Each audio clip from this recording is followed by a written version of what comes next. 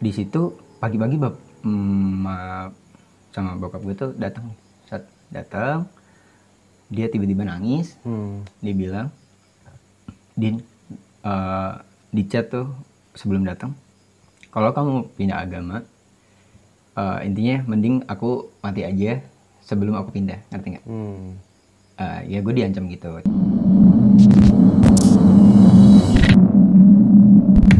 Assalamualaikum warahmatullahi wabarakatuh. Selamat datang di channel Down to Earth ID. Jadi masih bersama dengan gue dan Aldin. Jadi tadi kita pembahasan pertama kan tentang investasi saham yang berat banget cuy, gila kata gue. Itu mungkin orang-orang anak-anak muda yang nggak ngerti udah tidur tuh. 2 menit pertama pasti tidur cuy. Tapi kalau lihat duitnya kan nggak tidur. Iyalah, pejabat juga lihat duit juga nggak tidur bos. Tapi gini Din, ini gue menarik banget sih mungkin ya. Karena pas di Instagram ya beberapa bulan yang lalu tuh kita sempet TikTok lah ya. Cuman gue tuh orangnya gini cuy, nggak pernah baper dan menurut gue ya, bagi gue ya, TikTok itu suatu keindahan men. Mungkin kalau misalkan lo TikTok sama orang pasti udah nggak dibalas lagi, udah nggak mau lagi kan. Banyak gitu kan. Iya benar.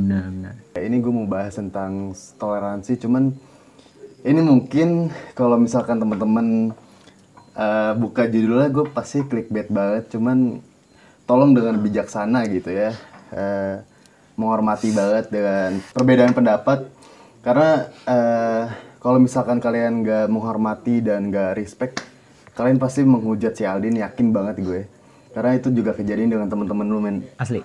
Itu parah banget sih juga. Jadi ini pun mungkin konten khusus orang open mind aja lah ya. Iya benar. Oh ya, orang-orang open minded lah ya dengan perbedaan pendapat. Nadine, dari awal deh, kayak lu awalnya muslim ya?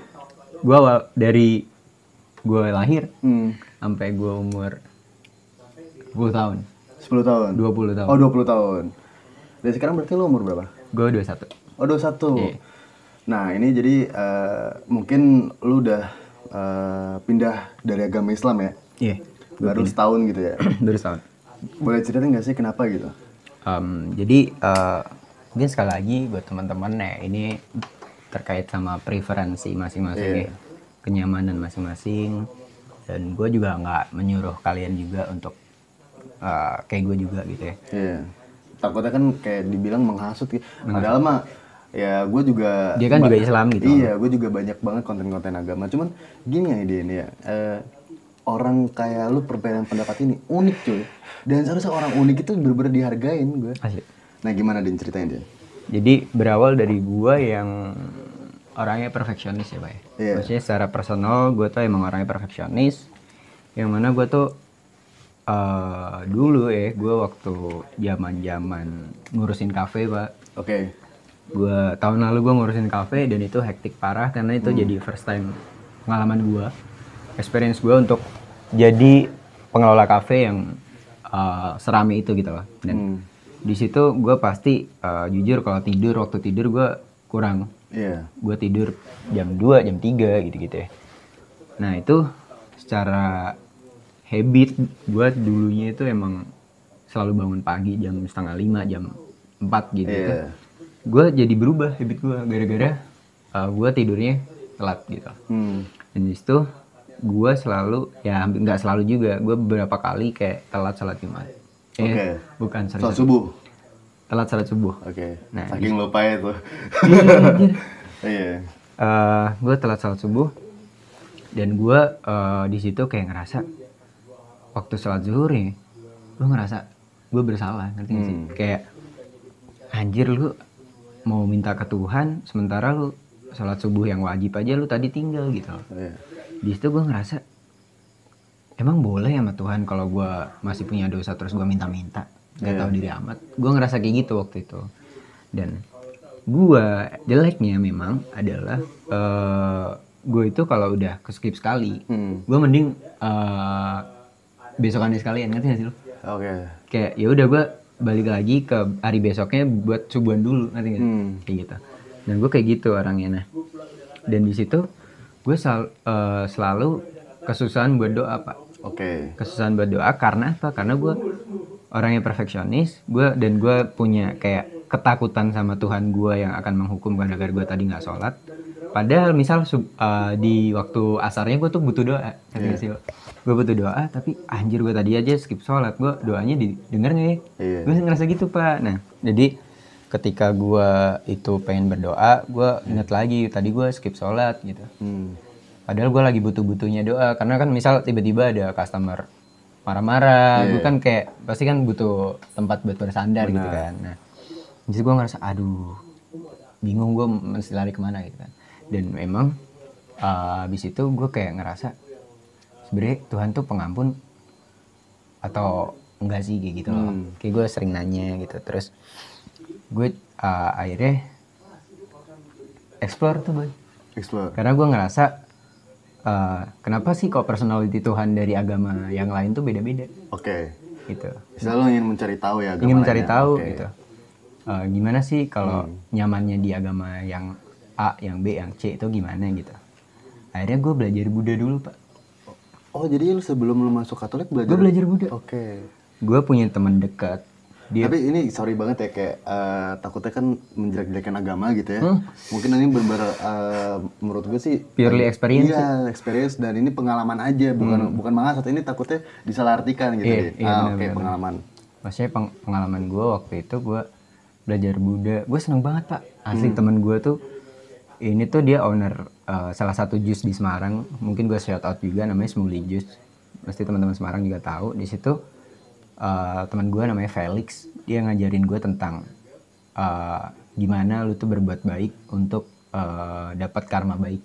Oke. Jadi ketika misal lu lagi bad mood nih Pak, lu tinggal ngasih duit aja ke Pak Oga pinggir jalan, lu tuh bisa seneng di situ.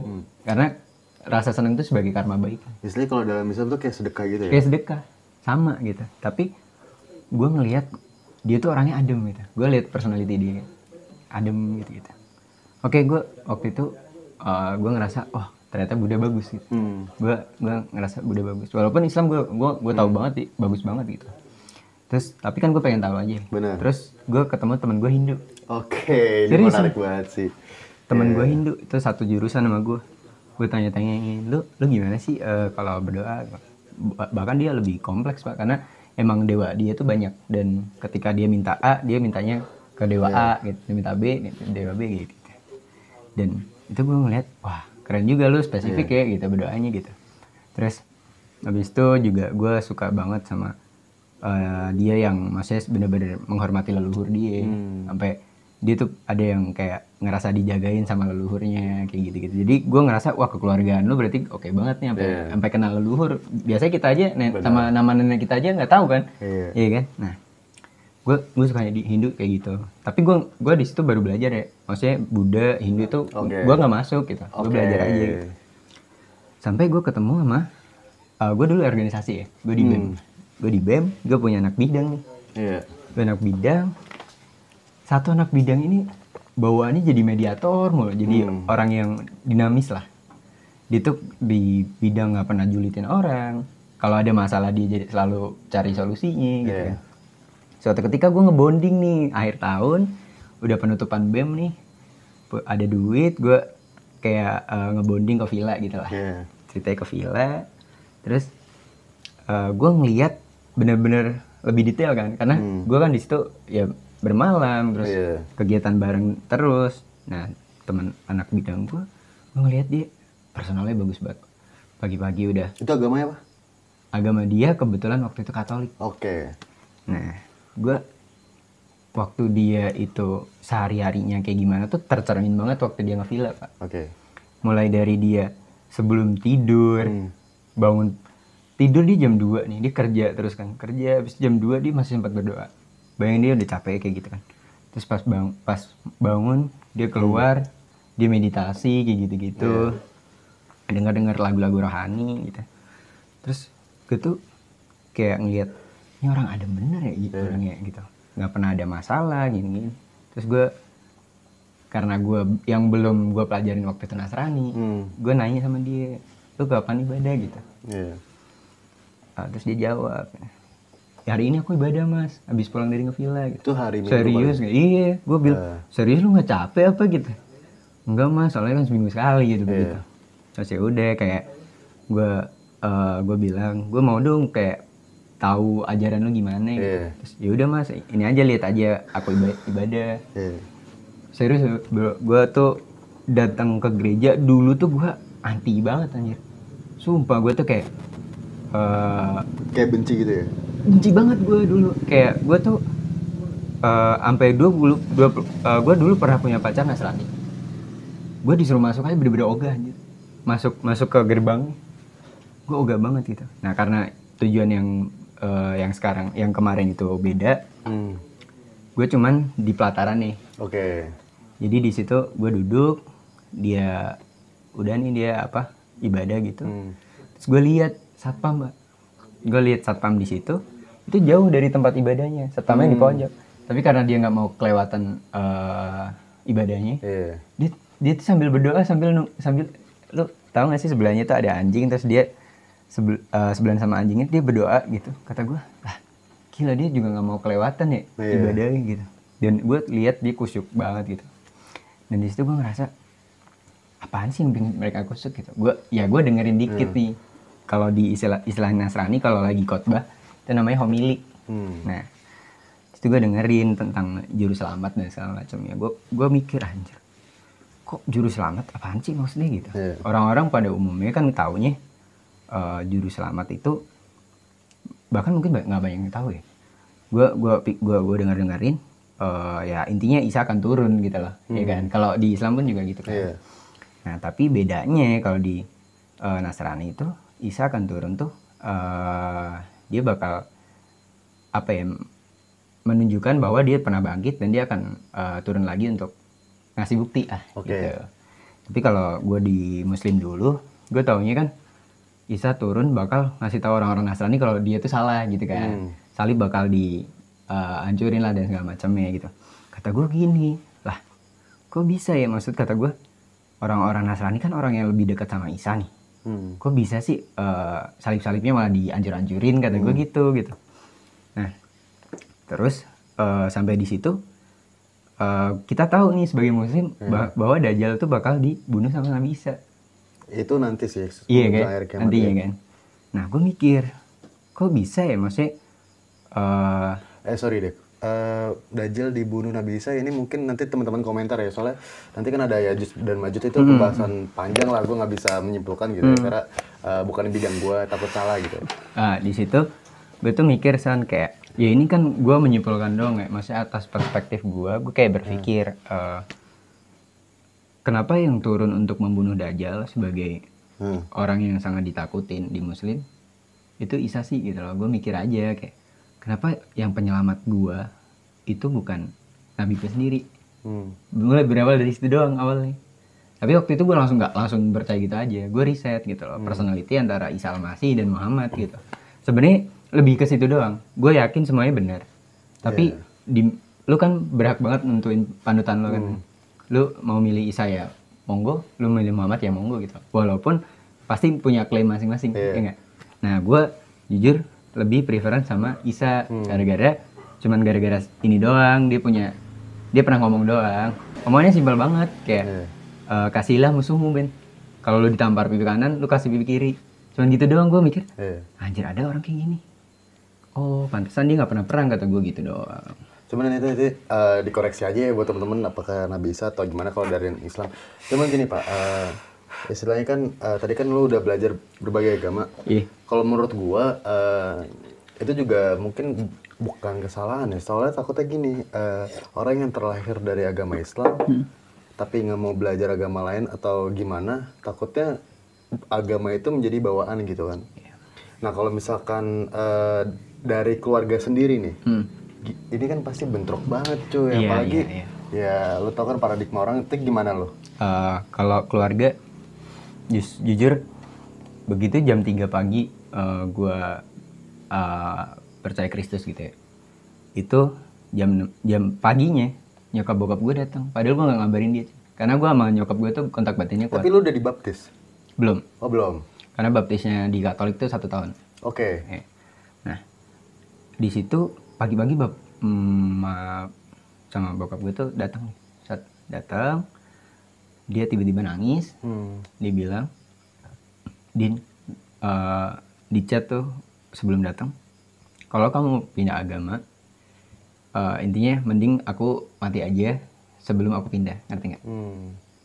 Ya gue diancam gitu, cuman ya gara-gara tadi omongan yang kasih lah musuhmu, atau kalau kamu ditampar pipi kanan kasih pipi kiri, gue cuman bisa membalas dengan ya udah, ngerti gak sih? Gue akan sangat-sangat nggak apa-apa kalau mereka memaksa gue, karena gue ngelihat maksudnya inspirasi gue sekarang, role model gue sekarang aja dia rela kok disalib gitu loh untuk ngomong kebenaran. Jadi gue maupun mau dibunuh juga nggak masalah, toh juga kayaknya nggak mungkin, ini sih. Begitu sampai di sini dia ya intinya ngancam doang, tapi di situ yang paling open mind bokap gue. Bokap gue bilang intinya lo bisa bertanggung jawab aja sama agama yang lo mau, kayak gitu. Tapi sama nyokap gue nggak. Dia nyokap gue ya pastilah mengancam nggak bakal dikasih duit kayak gitu-gitu, tapi kuliah bakal dibiarin dan segala macamnya. Tapi ya kebetulan gue udah mandiri nih, maksudnya gue udah nggak minta duit orang tua. Nah di situ mungkin yang temen gue waktu gue pindah banyaknya kayak dia nggak mau belajar agama lain gara-gara dia takut nanti sama bapaknya nggak ngasih duit lagi kalau keluar, kayak gitu-gitu. Nah akhirnya semuanya gara-gara waktu aja sih, men. Jadi waktu itu emang emak gue bahkan nyariin teman-teman gue yang Nasrani yang dia kira itu yang ngaruhin gue gitu lah. Memperangkar gue. Tapi gini ya, lu kan masuk Islam, masuk Katolik dengan yang kata-kata Isa Al-Masih itu. Iya. Tapi sebelumnya, lu ketika lu pelajarin agama lain, sejauh apa lu mempelajarin agama Islam sendiri gitu? Atau emang lu nggak ada ketertarikan gitu? Jadi kalau gue dibilang tertarik sama Islam tuh gue tertarik banget, sampai buktinya adalah kalau lo tahu gue dulu tuh rohani Islam, bro. Gue rohis di rohis SMA gue bisa dibilang strict karena gue sampai ngafalin Quran juga. Mungkin strict itu kayak radikal ya? Radikal. Gue gak bisa ngomong radikal sih. Sensitif ya. Maksudnya gue di situ sangat-sangat menjalankan syariat. Bahkan gue ngelihat cewek dulu, gue bener-bener nggak berani, Pak. Gue mesti begitu papasan sama cewek nih, gue tundukin, ya gue pengen bener-bener 100% gitu loh. Gue denger, tapi gue di situ ngerasa freak, Pak. Maksudnya setelah sekarang gue pikir-pikir, gue nggak tahu ya kenapa gue bilang freak, karena gue tuh dulu kayak gini. Gue di kelas nih, gara-gara gue terdogma kalau lu ngafalin Quran tapi lu dengerin musik, hafalan lu bakal hilang. Temen gue tuh nyetel musik nih di kelas nih, bareng-bareng gitu. Gue datang, gue matiin. Gue se-freak itu, Cir. Terus gue baru sadar sekarang, kok bisa ya, maksudnya ketika kita terlalu fanatik sama suatu hal bisa membuat kita tuh segitunya gitu loh. Sebenarnya itu istilahnya kayak radikal sih. Jadi radikal itu kan menyalahgunakan dalam artian konteks misalkan agama Islam. Kayak sebenarnya kan kayak perbedaan pendapat. Ketika ada orang Nasrani atau apa, itu sebenarnya tidak seharusnya dibenci. Tapi gue juga sangat menyayangkan ya, mungkin banyak, kita nggak bisa bilang subjek sih, bukan agama Islam ya, tapi lebih ke oknum. Mungkin oknum-oknum dulu itu misalkan di perdesaan atau di tempat-tempat lain, itu gue ngelihat emang sefanatik itu sih banyak. Dan gue juga sebenarnya orang Islam dan menyayangkan itu, cuy.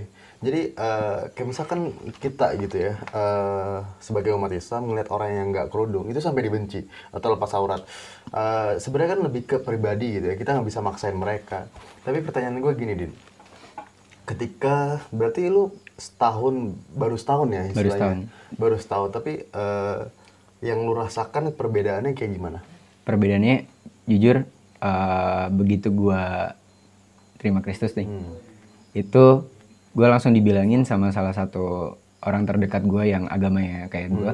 Itu dia bilang, begitu lu terima Kristus lu bakal memikul salib, dia bilang gitu kan. Nah berarti itu sebenarnya kias kan, berarti intinya cobaannya makin berat. Nah di situ mulai dari nyokap gue, dan yang paling penting adalah circle gue, cuy. Karena circle gue itu jujur, karena gue dulu fanatik, pasti circle gue fanatik juga. Wah itu gue di-unfollow banyak orang, Pak. Bener-bener gue di-unfollow banyak orang.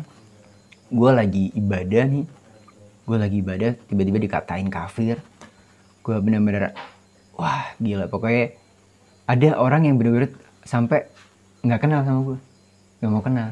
Dan di mana-mana gue disindirin. Yang paling sedih banget, gue lagi mau makan nih, Pak, pecel lele nih, gue naik motor, gue parkir jebret, gue lagi turun, Pak, naruh helm, tiba-tiba teman gue gini, si Murtad datang. gue digituin cuy. Cing sih itu. Yang lain nimpalin, lu murtad ya gitu. Kata gue, kok lu begitu sih, kata gue ya. Aduh, gue ya di lain sisi gue begitu, cuman di sisi yang lain gue ngerasa ya ini konsekuensinya cuy gitu. Dan Tapi itu kan lebih ke oknum lah ya. oknum kata gue oknum.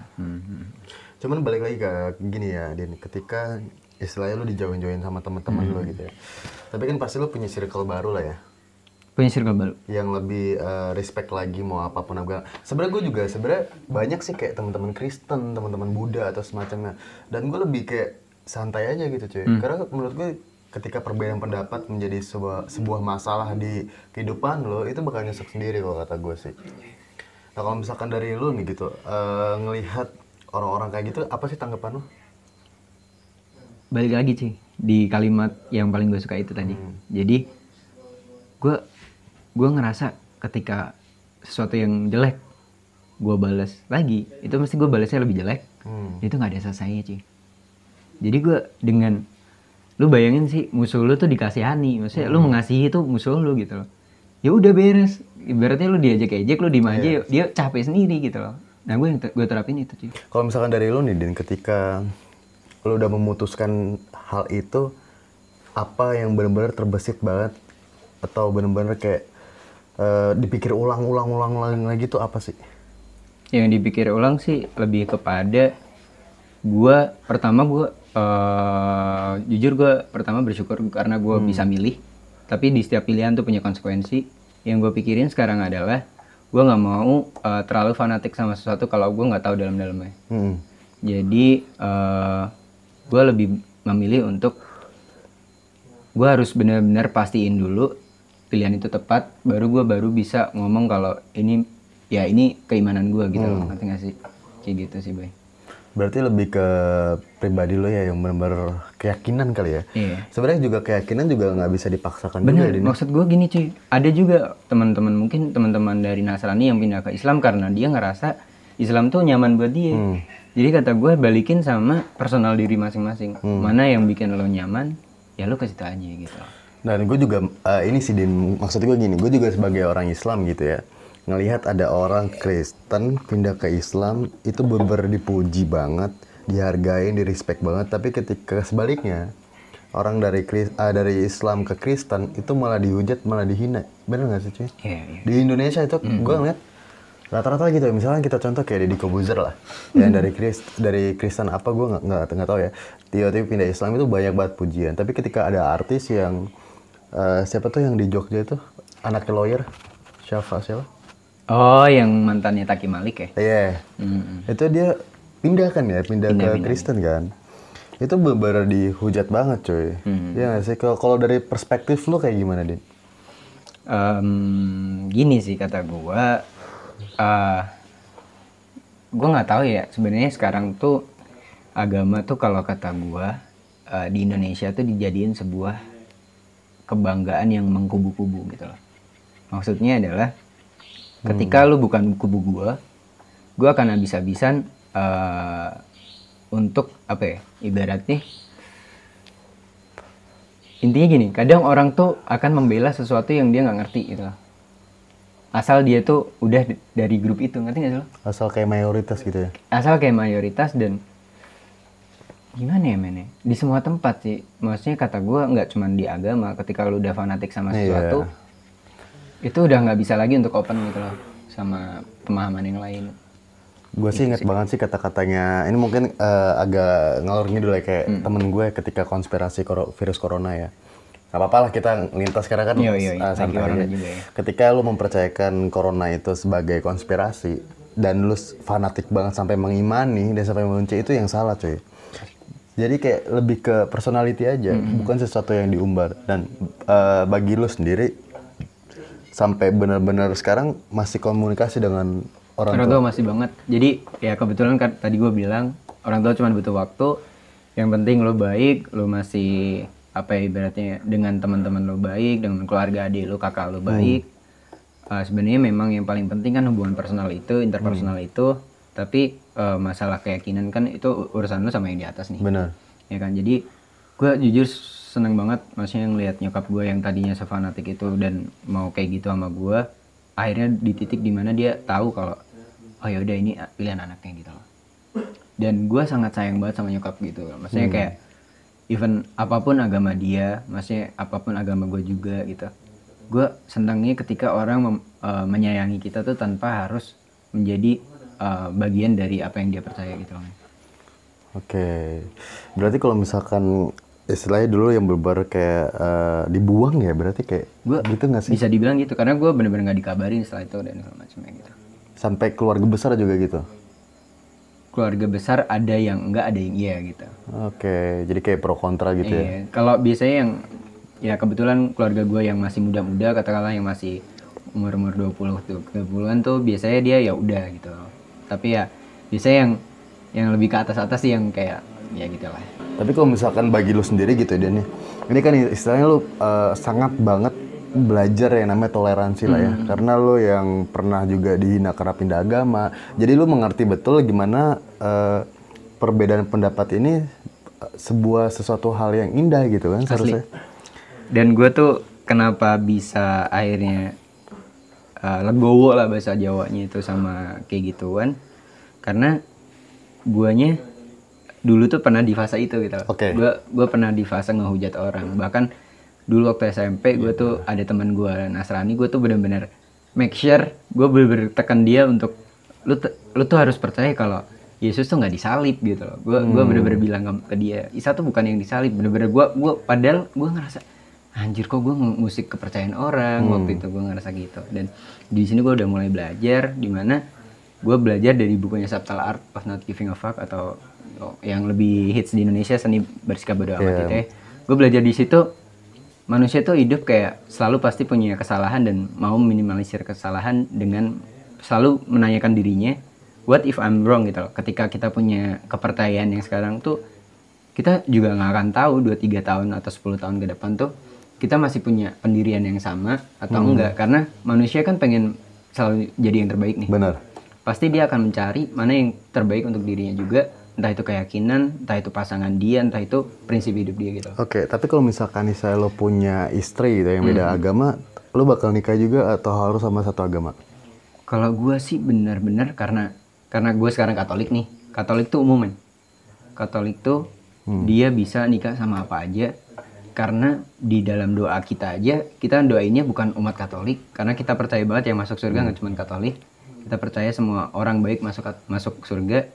Nah, di situ gue pun sangat-sangat tidak selektif untuk agama, karena kata gue kalau masalah Sorry deh, kalau misalkan nggak semua agama selain Katolik itu bisa masuk surga, berarti kayak Islam dan lain-lain bisa juga asalkan baik ya? Asal dia baik bisa, karena gini. Terus kenapa harus mempunyai agama Katolik gitu? Sebenarnya gini, agama itu yang bikin manusia. Di konsep Katolik kayak gitu. Oh, itu Katolik ya? Yeah. Di Nasrani, Kristen pun sama gitu ya. Jadi agama itu yang membuat manusia agar dia menemukan relasi-relasi dengan vibrasi yang sama. Oke. Nah, tapi banyak orang menyalahgunakan agama untuk kepentingan-kepentingan yang lain. Nah, di sini agama itu sebenarnya memang udah punya arah yang berbeda gitu loh. Sementara sebenarnya Isa Al-Masih atau Yesus yang gue percaya itu tuh nggak pengen ada agama, men. Nggak pengen ada agama. Dia nggak pernah bilang lu harus ngikut gue untuk masuk surga. Itu nggak ada lah. Maksudnya omongan yang harus dia tuh nggak ada. Karena gini, men, misal lu tuh hidup misal gini, kayak orang yang nggak pernah dapat referensi Nasrani, tiba-tiba dia masuk neraka. Salah siapa gitu dong? Iya kan? Jadi nggak mungkin banget secara logika orang yang nggak Katolik nggak masuk surga gitu loh. Makanya di Katolik pun mendoakan seluruh umat kayak gitu. Tapi kalau misalkan istilahnya, sorry deh, gue kan nggak ngerti gitu ya ketika Isa Al-Masih ini adalah Tuhan kan? Atau Bapak atau apa? Jadi Isa Al-Masih itu kan Yesus nih. Iya. Kalau di kami, kenapa kita menyimpulkan bahwa dia Tuhan? Karena dia bilang tidak ada orang yang bisa sampai kepada Bapa atau yang kita sebut Allah gitu ya, tanpa melalui dia. Jadi itu dia adalah jalan dan kebenaran dan hidup, kalau dia bilang di Bible ya kayak gitu. Nah jadi sebenarnya kenapa orang tuh kan mesti berpikir ya, kenapa masa Tuhan manusia sih gitu, masa Tuhan boker makan gitu-gitu loh. Cuman kadang kita lupa gitu, Tuhan tuh bisa jadi apa aja yang dia mau. Gitu. Tapi kalau misalkan istilahnya Tuhan ini adalah yang lu maksud itu manusia ya, kayak bumi itu diciptakan oleh siapa gitu Pak? Sama dia. Padahal dia juga mati gitu kan? Dia bangkit men. Kan lu tahu ada kebangkitan Isa al-Masih kan? Itu di hari ketiga dia bangkit. Dan orang Islam pun tahu kalau dia bangkit kan. Oke, tapi kalau misalkan istilahnya lo punya anak juga agamanya sesuai yang dia mau atau harus Katolik atau gimana? Kalau gue bilang, gue suruh dia milih. Kalau dia udah punya apa ya daya analisis lah ibaratnya kayak gitu loh. Gue milih sih. Maksudnya toh misal awalnya didikannya Katolik, someday gue bilang sama dia, lu nyaman nggak sama agama lu gitu? Lebih nyaman ya. Tapi kalau misalkan ini kita agak beda ini ya. Ketika lu ngeliat dari perspektif lo ya yang udah pindah agama, ngeliat agama Islam atau oknum lah ya, kita nyebut oknum karena semua agama itu indah. Cuman itu hanya orang misalkan sesuai keyakinannya masing-masing. Kayak lu ngeliat gitu orang Islam di Indonesia tuh kalau dari perspektif lu kayak gimana sih? Ini nggak apa-apa, maksudnya kita kan pengalaman ya, bukan untuk menghasut atau menjelek-jelekan sebuah agama gitu. Kalau gua ngelihat teman-teman Islam yang saudara-saudara gua yang masih ibaratnya terlalu fanatik sama apa yang dia yakinin, kata gua nggak apa-apa. Karena gini Pak, maksudnya kenapa gua bilang nggak apa-apa? Karena gua ngelewatin fase yang kayak gitu dan gua bisa memahami perspektif dia. Nah, tapi yang perlu diketahui adalah lu mesti apa ya, tanya kepada diri lo, what if I'm wrong gitu loh. Ketika sesuatu yang lo selama ini percaya ternyata itu salah, itu yang perlu dipikirin untuk nggak terlalu fanatik sama sesuatu sih. Tapi sebenarnya kan kalau misalkan masalah fanatik kan masalah circle dan bisa diubah oleh diri sendiri gitu ya. Dan kebetulan kan kayak misalkan gue di circle gue tuh nggak fanatik men. Iya. Kayak mungkin itu di circle lu dan lu mengambil kesimpulan kayak gitu kan? Benar. Berarti kenapa nggak lu sebelum lu ketika lu fanatik, lu mencoba mencari circle baru di agama Islam yang benar-benar toleransinya kuat, lalu ibadah dan lain-lain tuh yang lebih baik lagi gitu Pak. Lu nggak cari dulu yang kayak gitu? Gue cari Pak. Jadi gini loh, gue tuh orangnya perfeksionis nih. Jadi kayak gue pengennya jadi Islam yang bahkan hadis bilang apa gue lakuin sih. Nah, jadi ternyata ketika gue menjalankan yang benar-benar Islam, yang ya gue nggak tahu sih itu yang ngomong, maksudnya yang syiar agama itu siapa, cuman gue makin kesana makin ya gitulah. Ya mungkin itu sensi pribadi lah ya. Oke, jadi sekarang mungkin lu udah menemukan kebahagiaan lu. Ya kan? Ya semoga ya guys. Apa rintangan lo gitu ketika lo mempelajarin ini gitu? Ada kelebihan atau kekurangan apa gitu? Ya pasti kalau kita pindah agama itu, apalagi kayak gua 20 tahun di muslim gitu ya, itu yang paling susah adalah ya gua jujur ya, kemarin gua lebaran, gua juga pulang ke rumah, maksudnya gua ngucapin selamat lebaran buat nyokap bokap, gua minta maaf juga kalau ada salah gitu. Ya yang paling apa ya, yang paling menurut gue itu perlu adaptasi tuh masalah hari-hari besar sih. Karena gue juga ngerasa ketika gue teman-teman muslim juga puasa, gue juga pengen juga untuk ibaratnya lebih ke nostalgia gitu. Kayak wah asik ya sahur bareng, buka bersama kayak gitu-gitu. Nah di situ sih lebih ke budayanya yang gue suka gitu, sama budaya-budaya muslim gitu. Tapi kalau untuk kayak rintangannya, kayak kekurangan apa sih ketika lo jalanin ini? Apakah lebih kurang sabar lagi atau gimana? Jujur, kalau rintangan yang gue rasain itu kepada gak ada Pak. Gak ada ya? Gak ada. Oke deh.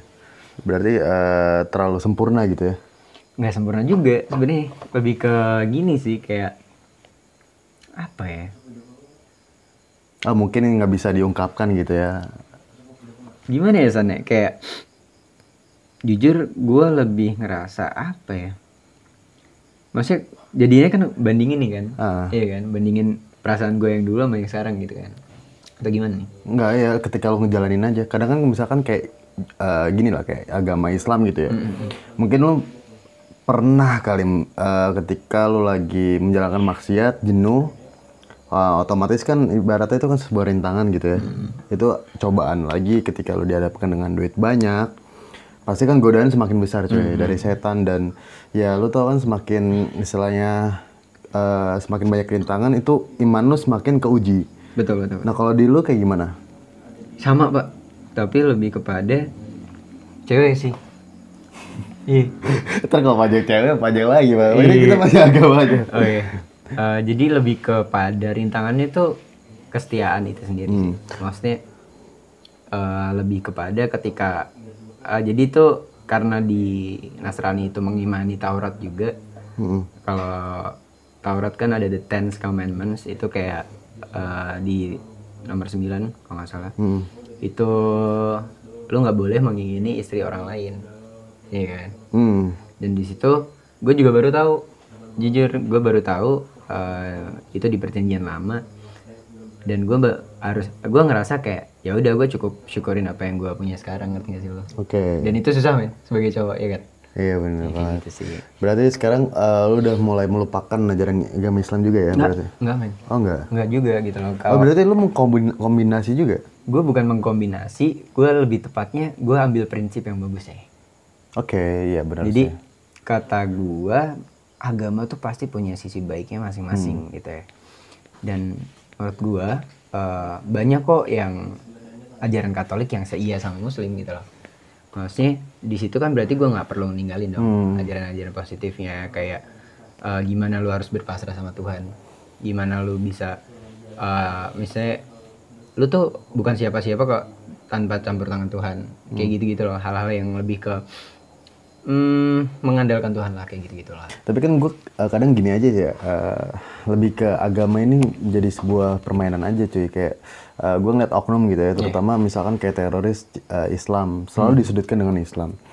Padahal mungkin gue tidak menyebutkan kasus gitu ya. Jadi ketika diciptakan, malah teroris itu menurut gue diciptakan cuy. Diciptakan, ya ini mungkin udah kejadian, gue nggak bisa nyebut tahunnya gitu ya, tapi kejadian besar lah istilahnya, nanti mungkin teman-teman bisa komentar yang gue omongin. Itu diciptakan untuk sebuah instansi mendapatkan dana untuk merawat itu cuy. Itu yang gue sayangkan. Jadi lebih ke apa ya, selalu disudutkan. Nah mungkin ini juga oknum-oknum, apalagi orang-orang yang mungkin udah open minded, kurang-kurangin sih kayak gitu ya. Benar. Maksud gue juga sekali lagi itu mesti atas dasar penyalahgunaan agama itu sendiri nggak sih? Maksud gue ketika orang udah dikubu-kubuin tuh pasti punya punya tujuan lain ketika kubu ini udah terbentuk, ngerti nggak sih? Emang paling susah tuh jadi netral gitu ya, kayak lebih ke toleransi gitu ya, susah banget cuy. Kadang gue juga di posisi yang dimana anjir ini circle tuh terlalu fanatik gitu sampai ini, cuman pasti ada aja sih Din, lu nemu circle yang sesuai diri lu dan lebih menghargai, respect dan semacamnya. Oke deh, thank you banget nih Din tentang pembahasan ini. Jadi disclaimer terakhir juga buat teman-teman, ini kita cuman pengalaman dan mungkin juga lebih ke toleransi, gimana caranya lo perbedaan pendapat itu adalah sesuatu yang indah, dan agama itu menjadi sebuah keyakinan, bukan menjadi sebuah objek untuk lebih dipermainkan gitu. Gue tuh kadang ngeliat juga agama kok jadi kayak dimainin gini cuy, anjir kata gue. Apalagi aduh, udah susah banget sih, mungkin susah diubah juga cuy. Benar. Dan mungkin terakhir gue juga pengen nyampein juga ke subscriber lo bahwa sampai hari ini gue sangat berhubungan baik sama teman-teman Islam, teman-teman Muslim, karena gue juga gue nggak memungkiri gue yang ada sekarang 20 tahun gue dibentuk dengan agama Muslim juga, which is gue sangat berterima kasih juga untuk ajaran-ajaran yang pernah gue dapat di sana. Dan gue sangat menyayangi kalian. Gue bener-bener intinya gue nggak ada satupun sedikit menyinggung atau menghasut lo untuk bisa masuk agama lain. Itu aja sih menurut gue. Mohon maaf kalau gue memang ada sesuatu yang menyinggung teman-teman Muslim. Sorry. Ya, dan sebenarnya sih gue tuh lebih suka aja kayak ngobrol berbedaan pendapat, karena gue ngeliat juga gini cuy, orang-orang tuh kenapa sih kayak lebih suka nongkrong dengan satu pemahaman gitu. Iya. Itu gue nggak ngerti gitu. Makanya sebenarnya gue sama Aldin tuh gila, Sering kita keras ya? banyak banget cuy. Cuman ya itu kita nggak pernah benci cuy. Anjing itu indah banget men, kayak lu semakin lu nemuin orang kayak gitu, itu semakin enak banget untuk diajakin. Asalkan emang nggak ada niatan untuk membenci sih. Karena sekarang udah untuk lo mau ngotak-kotakan, mau benci itu gampang banget gitu. Gila, gue tuh kayak ngebenci orang aja ya, itu udah mikir 1000 kali cuy. Untuk jangka panjang, yang untuk jangka pendek, kayak itu udah sulit banget. Jadi segitu aja nih teman-teman, kita udah banyak banget disclaimer ya, karena ini konten sangat sensitif juga. Jadi benar-benar butuh banget wawasan yang luas untuk nonton video ini, karena gue segmented juga sih, mungkin orang-orang yang open-minded di subscriber gue. Sharing perspektif lah. Iya benar. Jadi jangan lupa untuk teman-teman untuk subscribe dan like, comment, dan share video gue ke teman-teman kalian. Thank you.